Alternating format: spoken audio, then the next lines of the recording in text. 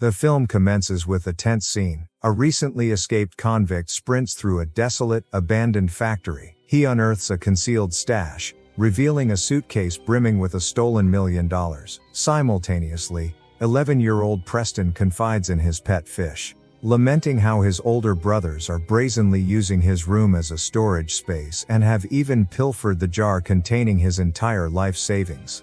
Their father, a witness to this injustice, remains conspicuously indifferent. He shamelessly sides with the older siblings, callously remarking that they're running a business and making money. His own avowed love for money apparently justifies their commandeering of Preston's personal space for their junk. One brother utters a telling maxim: "He who has the gold makes the rules." Shortly thereafter, the father introduces a gleaming, brand new Macintosh computer into the very same room. Preston, captivated, immediately gravitates towards it, eagerly exploring his new device. Later, the father transports Preston to a classmate's birthday celebration at a sprawling amusement park, handing him a paltry $2 with the instruction to treat himself and not hold back. The local troublemaker, Butch, promptly begins mocking our young hero. While other children purchase handfuls of tokens, Preston can only afford a meager six. "Six, please,"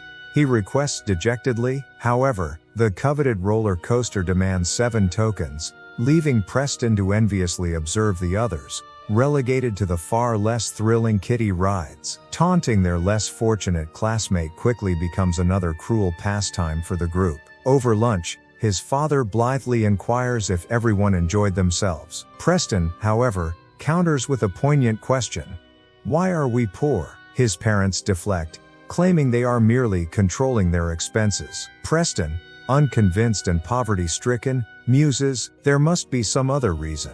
I'm so depressed." Meanwhile, his brothers, pockets bulging with cash, head off to a baseball game. Their father even offers them additional spending money. All Preston truly desires for his upcoming birthday is some money of his own. At that very moment, his mother hands him a letter from his grandmother. Instead of the hoped-for cash, it contains a check. Unfortunately, Grandma forgot to fill in the amount. His father seizes the opportunity, snatching the check to complete it himself. "How much did you get last year, honey?"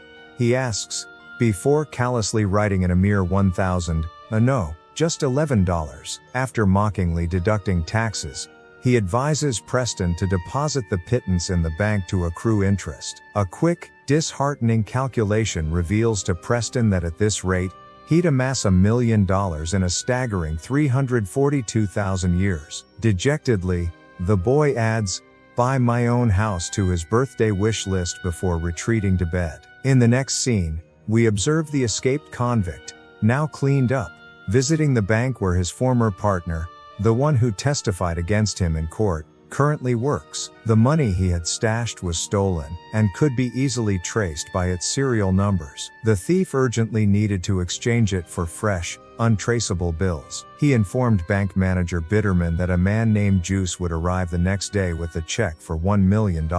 Name is Juice. Juice. Bitterman was instructed to hand over the cash in person. At that very same bank, our young hero, Preston, appears, utterly captivated by bank employee Shay Stanley, who handles clients under the age of 21. The boy had brought his $11, hoping to open an account. Is he okay? Oh yeah. However, the minimum deposit required was a hefty $200, so Preston was forced to leave, his gaze lingering on Shay.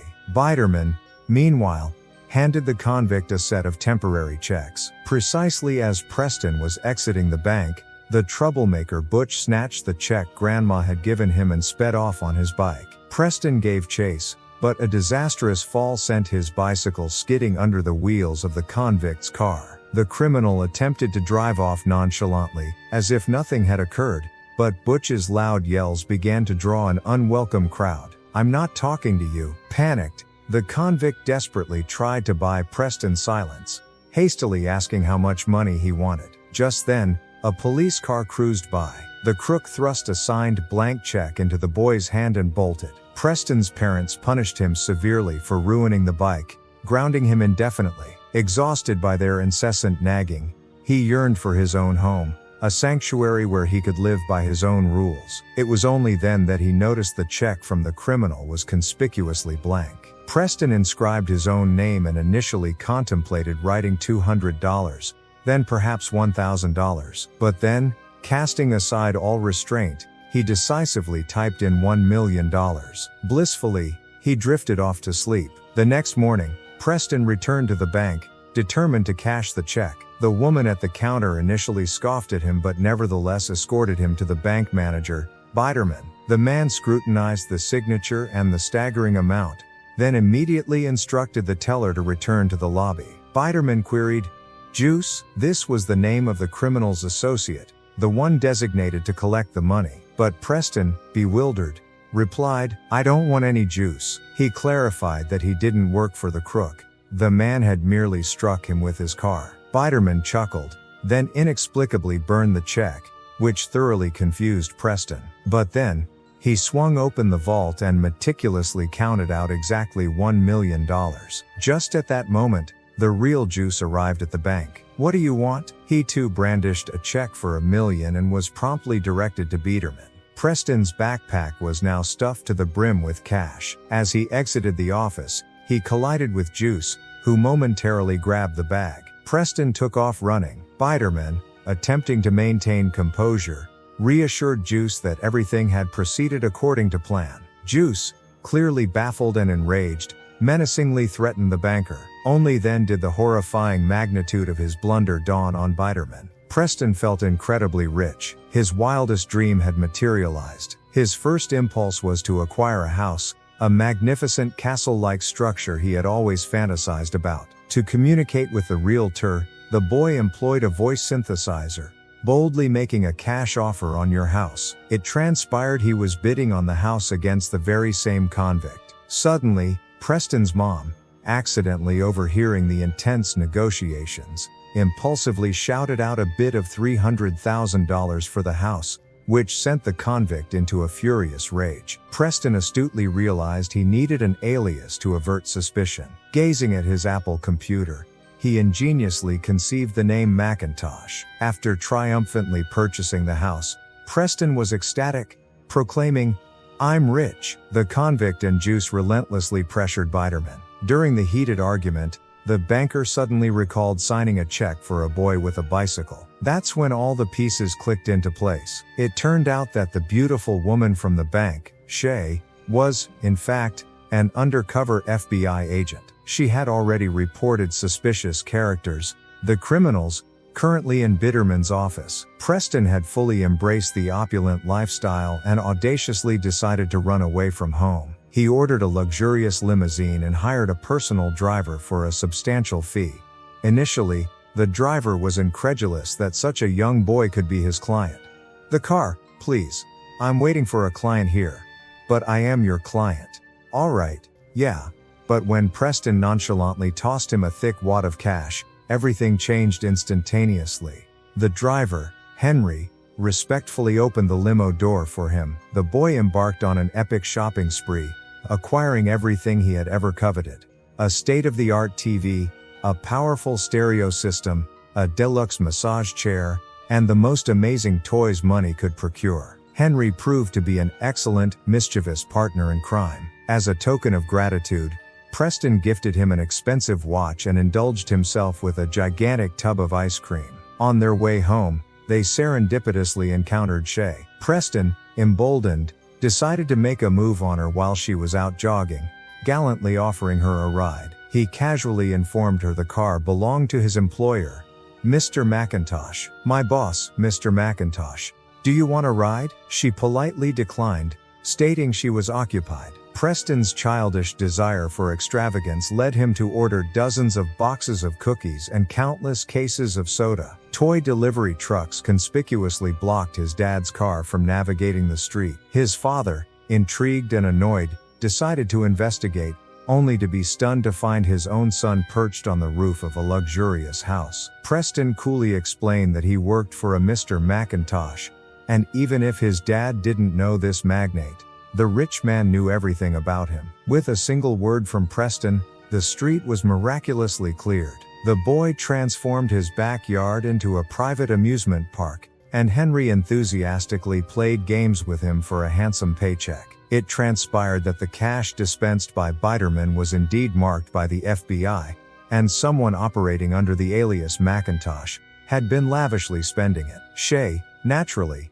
had taken note. The criminals relentlessly continued their search for Preston, meticulously scoping out a massive water park, hoping to spot him amidst the crowds. They vigilantly scanned the area but found no trace of the boy. Meanwhile, back at Preston's luxurious mansion, Butch, the very same bully who perpetually tormented him, attempted to sneak in, but Preston now commanded his own security team and confidently issued the order, "Remove the intruder, immediately." Without a moment's hesitation, the guard seized Butch by the collar and unceremoniously ejected him from the gates. Preston no longer needed to frequent a water park. He possessed one at home. Just then, Shay, the attractive bank employee Preston harbored a crush on, arrived for a visit. She was visibly intrigued by the massive house and expressed her desire to finally meet the enigmatic owner, Mr. Macintosh. She admired Preston's opulent office and offered to open a bank account for him on the spot. While Preston dashed off to retrieve the cash,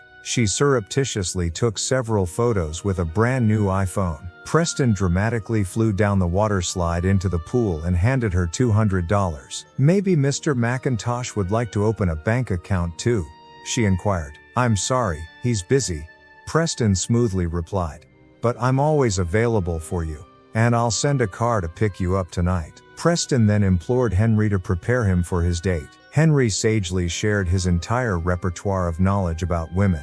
Women love a great body. They love, "Look at this bod," because they want to feel they're protected. Might have to fight some of that. Preston was still technically under house arrest. His father had strictly forbidden him from leaving the premises, especially during the evenings. But the resourceful boy had already devised a cunning plan. He informed his parents that a powerful businessman, Mr. Macintosh, had taken a profound interest in his school project and was expecting to meet with him that day to discuss a potential collaboration.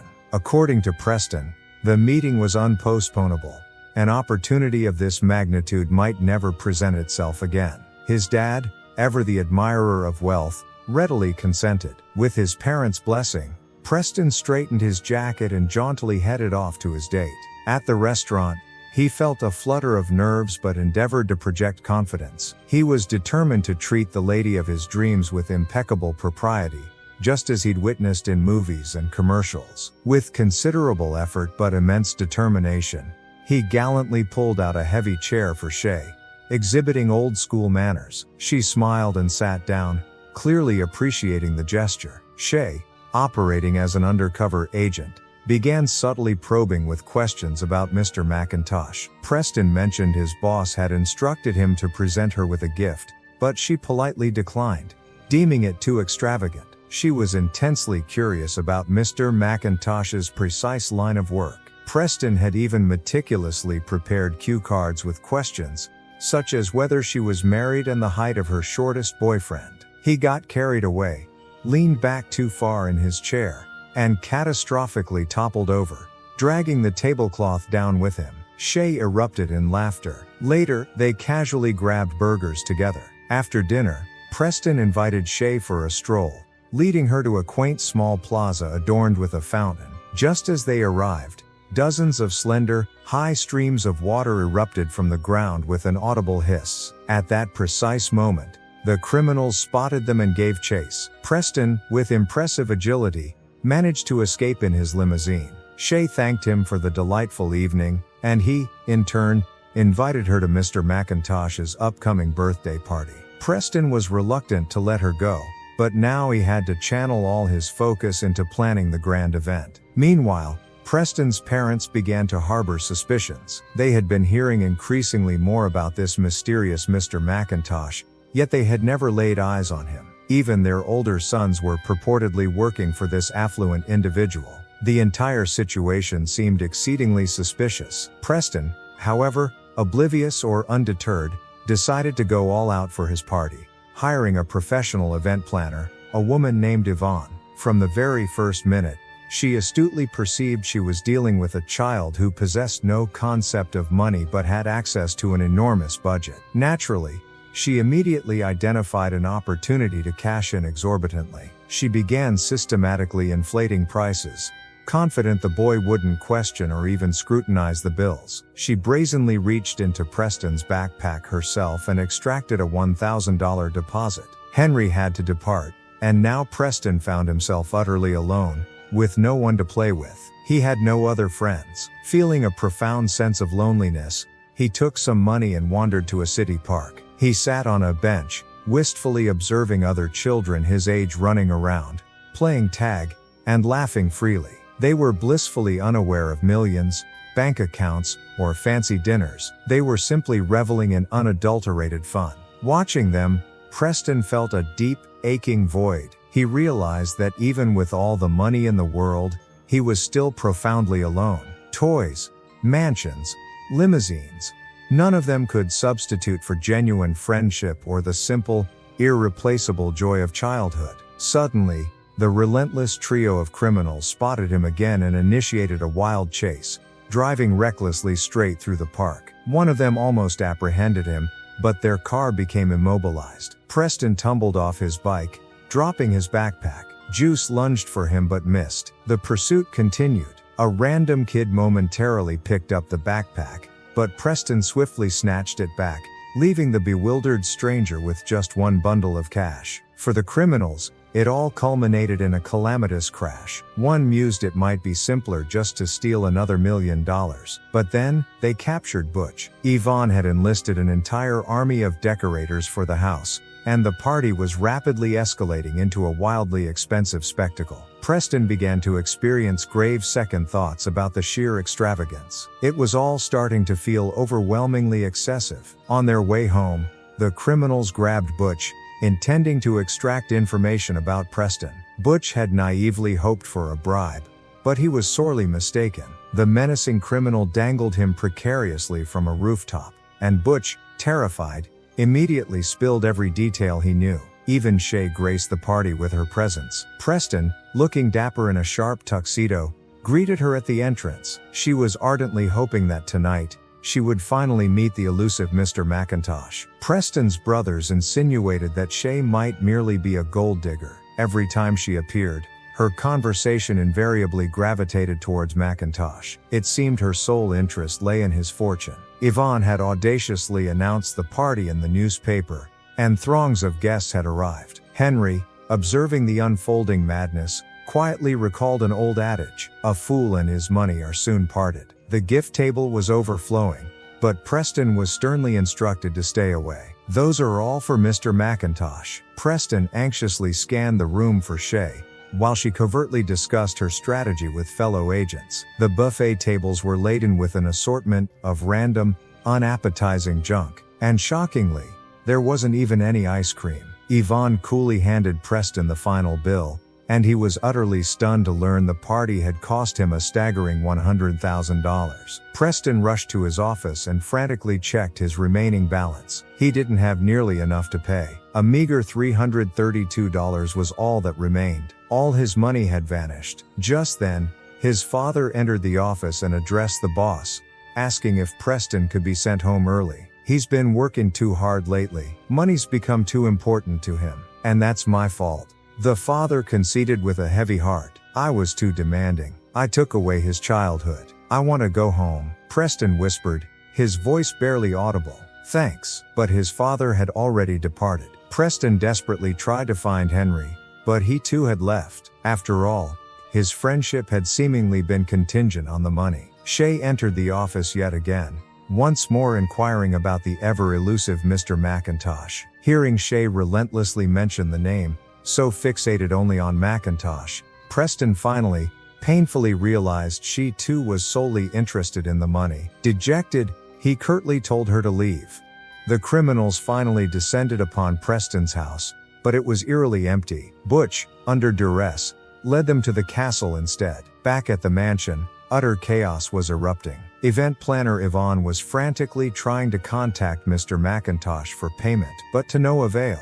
Sensing she wouldn't be compensated, she loudly and dramatically announced that everything was cancelled.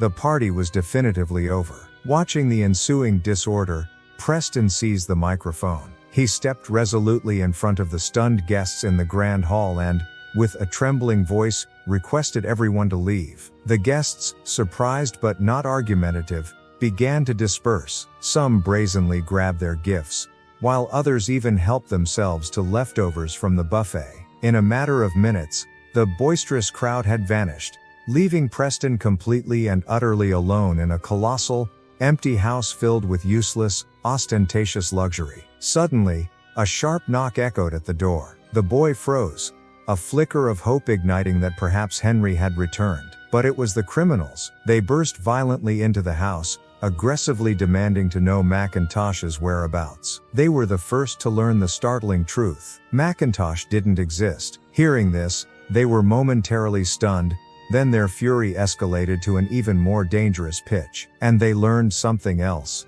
equally enraging.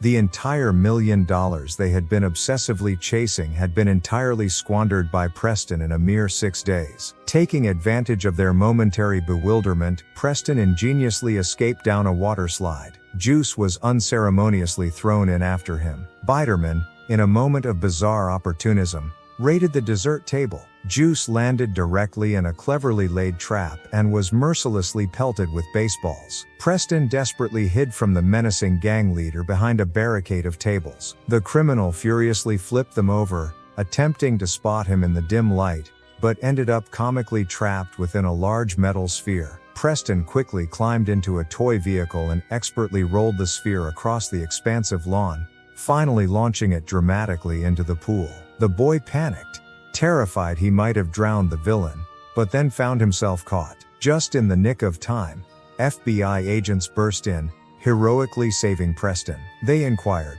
"So, who exactly is this McIntosh?" "Who's McIntosh?" "I'm McIntosh," bellowed Quigley, the gang leader, imperiously ordering them off his property. He was promptly arrested on the spot for money laundering and fraud. His accomplices were also swiftly taken into custody. Afterward, Preston quietly approached Shay and asked her to show him her badge. She complied without hesitation. It was then he fully grasped that their date had been an integral part of the investigation. "Why don't you give me a call in, say, about 10 years? 6, okay?"